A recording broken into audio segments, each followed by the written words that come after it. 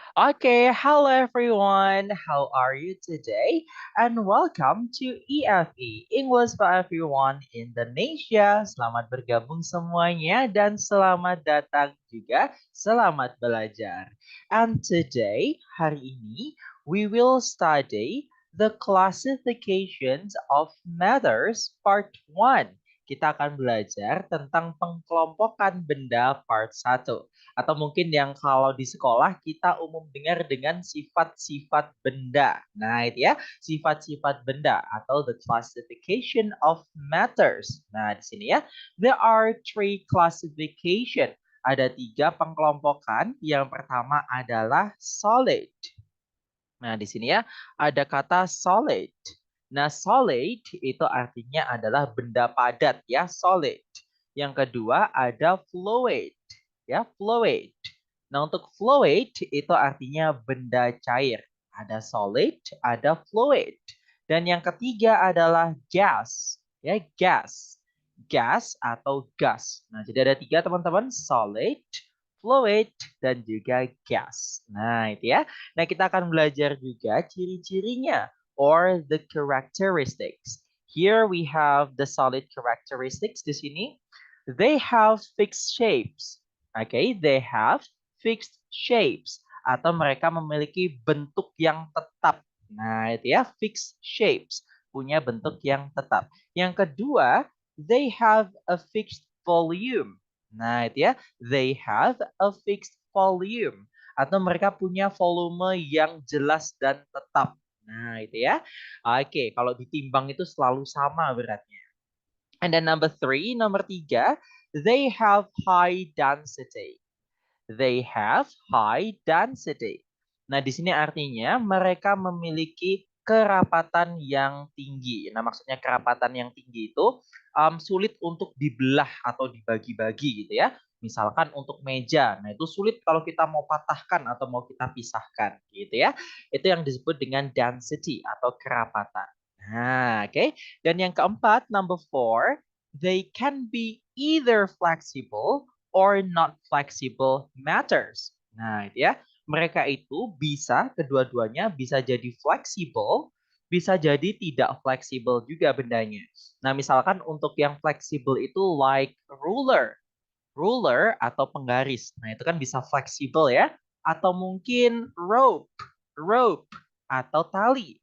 Nah, tali itu juga fleksibel kan? Nah, itu ya.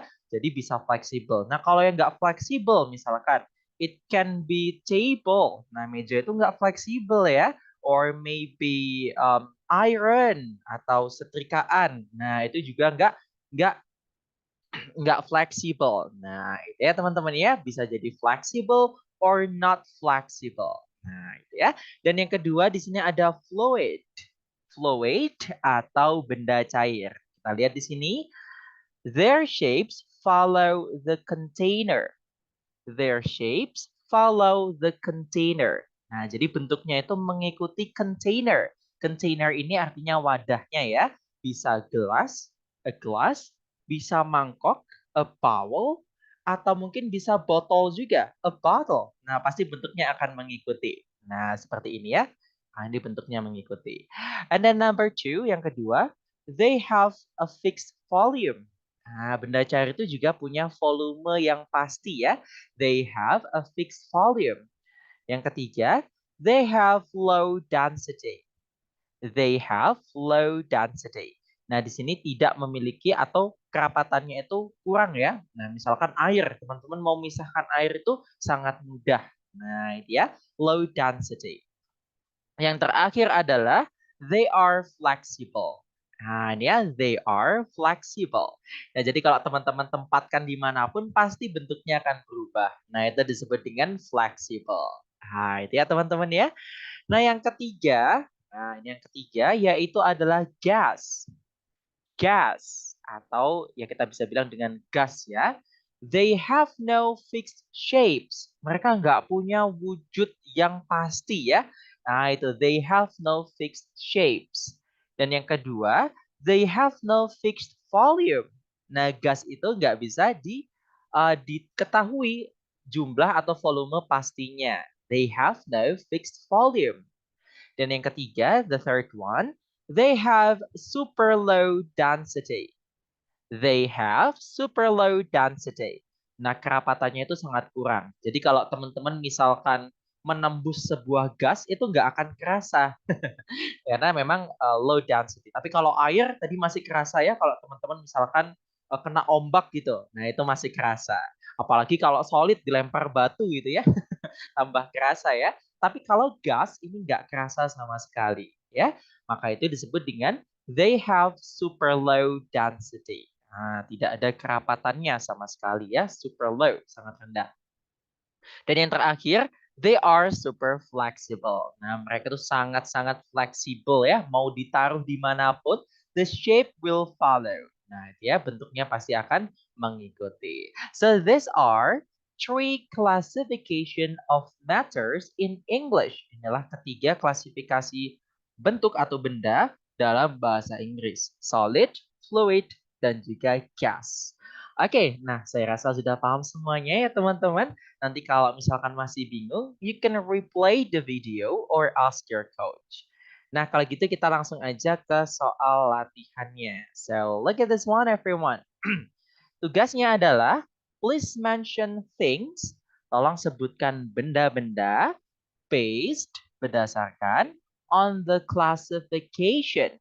Berdasarkan klasifikasinya and draw dan gambarlah one of them. Dan gambarlah salah satu dari benda-benda itu. Nah, nanti menyebutkannya di sini teman-teman ya, di bagian yang titik-titik ini. Sedangkan untuk menggambarnya, you can draw in the boxes. Nah, itu bisa gambar di sini, sini, dan sini. Ini untuk benda padat, ini untuk benda cair, dan ini untuk yang gas atau yang gas. Nah, itu ya. Oke, nah nanti sebutkan saja ini contohnya misalkan for solid matters. Untuk benda padat ada table. Nah, table, kemudian nanti apa di sini, apa di sini, apa di sini, gitu ya. Sama juga dengan fluid. Di sini contohnya adalah shampoo.